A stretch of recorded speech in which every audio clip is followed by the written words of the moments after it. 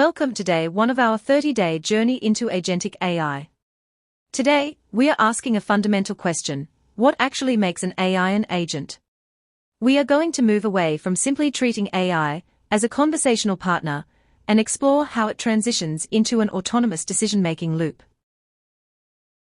Let's start by looking at where standard chatbots get stuck. Most people treat AI like a highly advanced answering machine. You ask a question, it predicts the next few words, outputs them, and then stands completely frozen. It has no eyes to see if conditions change, and no hands to correct its course. It is a static, one-time response. To understand the difference, imagine a world-class chef who is completely blindfolded. They know every recipe ever written by heart. But if they start baking a cake, and you run out of sugar, or the oven catches fire, they cannot react. A standard AI is that blindfolded chef.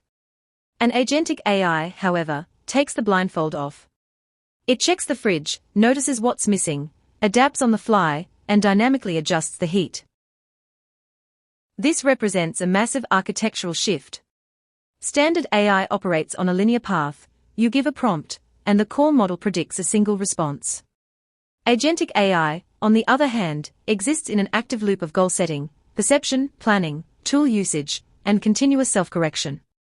Here, a mistake is treated as a helpful feedback data point, not a system failure.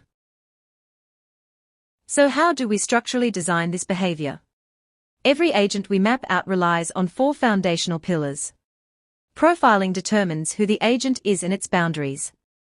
Memory manages both short-term working context and long-term data lookup.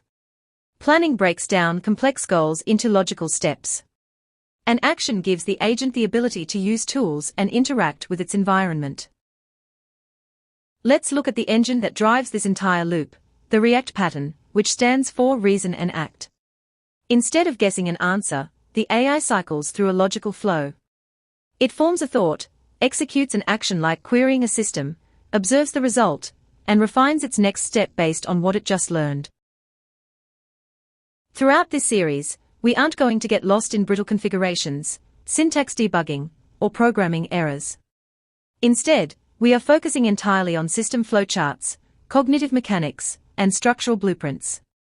Once you master the conceptual design, you'll be able to map out and build agents in any environment. The era of the AI architect is just beginning, and you are right at the starting line. Let's map out the future of AI, one blueprint at a time.